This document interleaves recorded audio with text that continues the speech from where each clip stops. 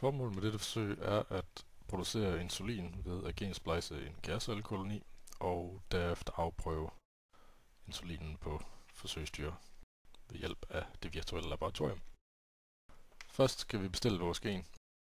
Det gør vi her ved hjælp af computeren. Først skal vi så designe vores gen. Genet starter selvfølgelig med en promotor, hvor at transkriptionen fra DNA til mRNA starter. Herefter skal vi have et ribosom binding site, for at det producerede mRNA kan binde sig til ribosomet, som så skal translatere det til vores ønskede protein. Så skal vi have vores protein, men alle protein starter selvfølgelig med et startcodon. Herefter vores ønskede produkt, altså insulin. Så stopcodonet, og til sidst selvfølgelig terminatoren, der afslutter transkriptionen. Så bestiller vi vores gen, og takket være det virtuelle laboratorium behøver vi ikke vente 24 timer, men kan blot se det dejlige ur svinge rundt. Og vores gen er blevet kreeret. Vi har fået et gen, der er i øvrigt indeholder resistens over for antibiotikum. Det kommer vi ind på senere. Vi går nu over på arbejdsbordet, hvor vi vil indsætte vores leverede gen ind i nogle gærceller. Så starter vi Bunsenbrænderen for at holde udstyret sterilt. Overfører gærcellerne til elektroporatoren.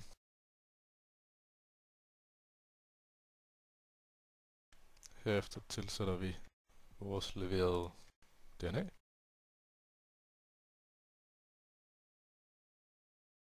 Og så sætter vi strøm til gærcellerne.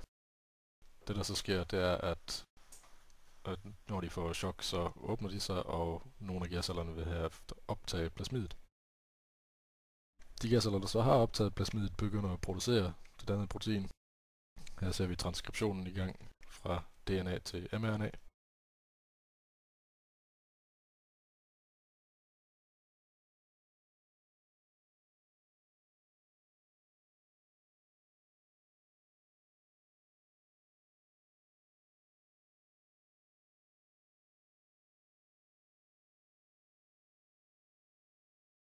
Herefter sætter ribosomerne sig så fast til mRNA'et og begynder at translatere det om til aminosyre, der danner vores protein.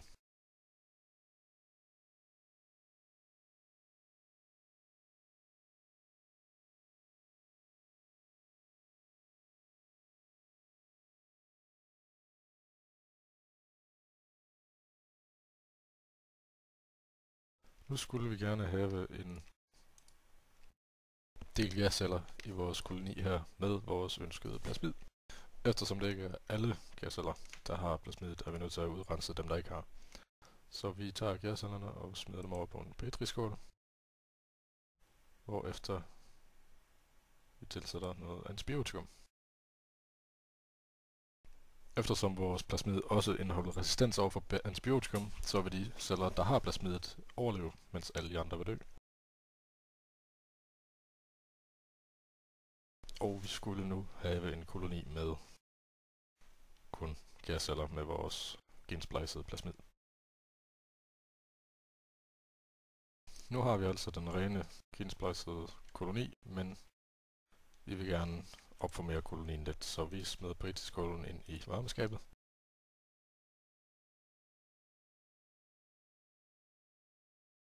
Hvorefter de gerne skulle have formeret så meget. Men vi vil gerne have endnu flere, så vi smider dem over i et reagensglas, der jo indeholder antibiotikum, og smider den ind i varmeskabet også.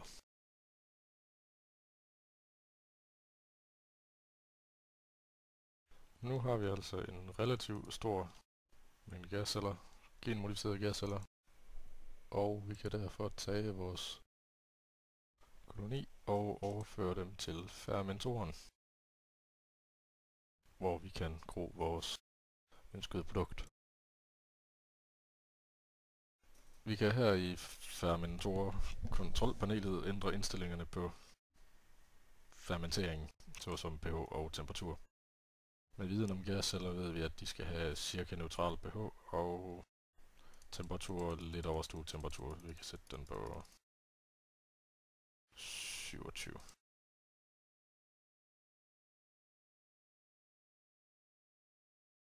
Her kan vi se substratet som den røde linje, og vores biomasse, som der helst ikke skulle blive så meget af, hvorimod vores produkt, blå linje, som vi gerne skulle have så meget af som muligt. Produktet stiger heldigvis forholdsvis hastigt.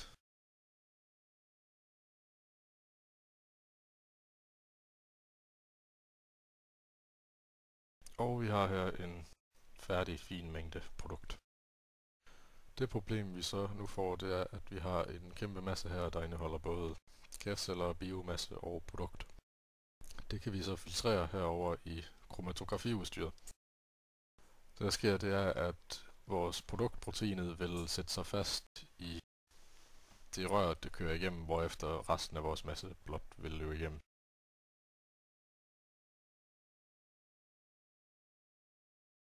Og her har vi så flaske med vores færdige oprensede protein.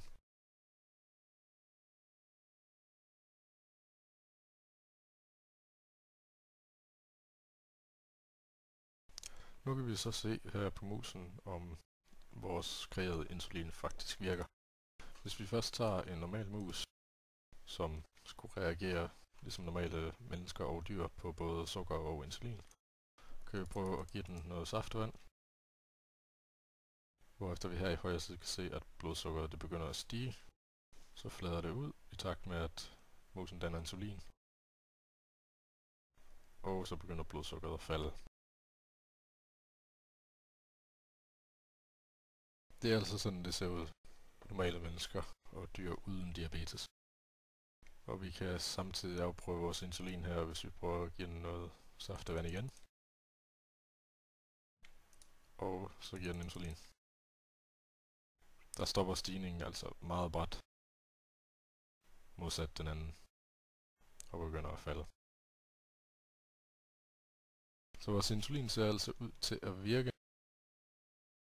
Og hvis vi så går over på musen med type 1 diabetes, prøver vi ligeledes at give den noget saftevand.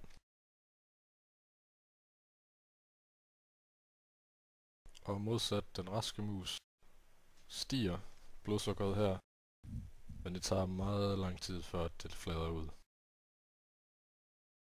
Allerede her vil den anden være begyndt at falde, men den stiger faktisk stadig. Nu begynder den så småt at flade ud. Men det falder ikke, eftersom musen ikke danner insulin. Her kan vi så give musen vores kreerede insulin, og se at blodsukkeret begynder at falde.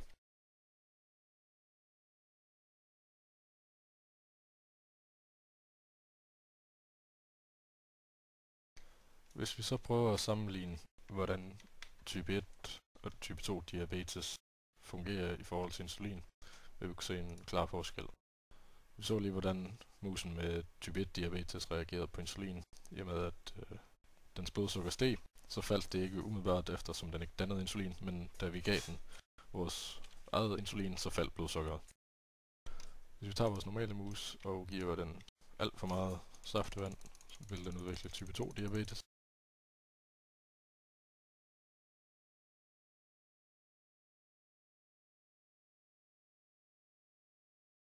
Det har den vist fået nu. Så vi har blodsukkeret er noget kritiske niveauer, og det falder simpelthen ikke. Lidt godt. Næsten ikke. Nu er den vist type 2 diabetes.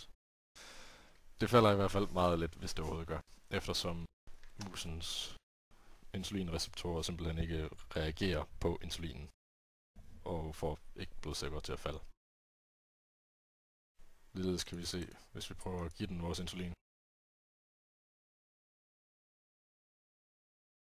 Det har ingen effekt i forhold til, hvad det havde på vores mus med type 1 diabetes.